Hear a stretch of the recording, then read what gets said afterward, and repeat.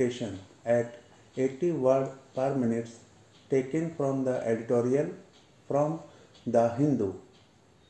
Get ready. Start. The government must not see all criticism as part of a conspiracy against India.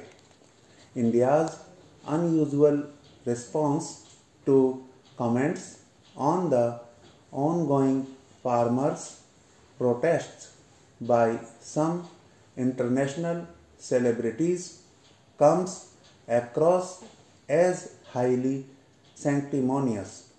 The temptation of sensationalist social media hashtags and comments, especially when resorted to by celebrities and others, is neither accurate nor responsible.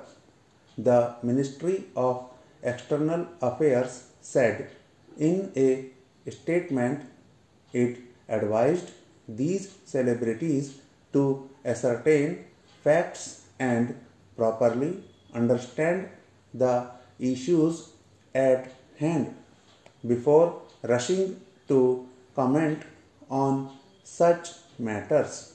The response is somewhat supercilious in the immediate context of what singer and performer Rihanna had said in a single tweet.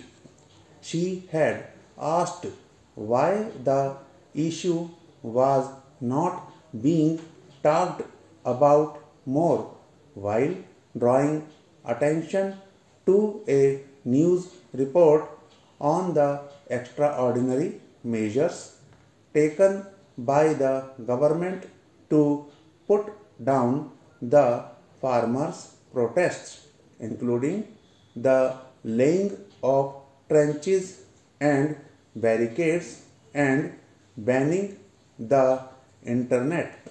Other international personages who had ventured to talk about the issue included some lawmakers from the US and the UK too, but even that did not warrant a formal response from the government.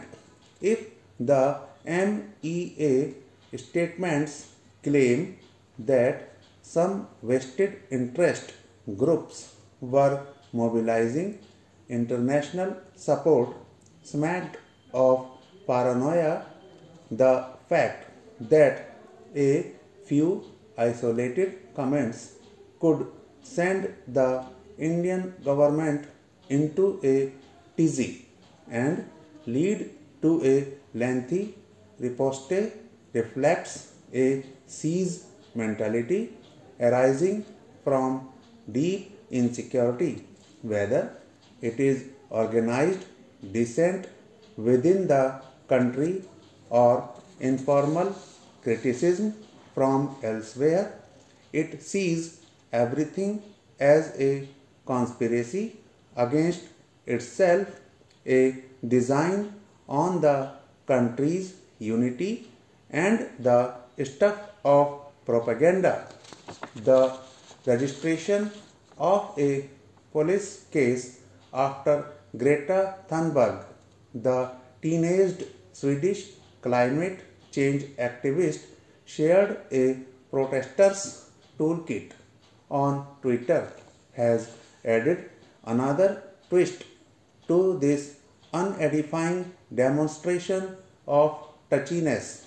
Many Indian celebrities from the fields of cinema and sports joined issue with Rihanna to state their case against what they saw as external interference. Many of them professed their desire to keep the country together and voiced their disapproval of propaganda.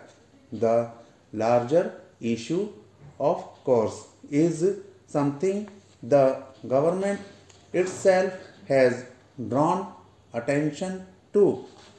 What is the limit to the claim that a problem is a country's internal matter and something those outside its borders are not entitled to comment upon? Given India's recent comment voicing concern over the military takeover in Myanmar or the attack on Capitol Hill in the US and its oft-expressed views on developments in neighboring countries, it requires no iteration that some issues that have a bearing on human rights, survival of democracy, and international relations do tend to invite comment. It is not as if only the farmers' protests have got traction overseas. The best way for the government to avoid international criticism is not to allow more people to see it as authoritarian, disrespectful of rights, and given to attempts to undermine institutions of democracy.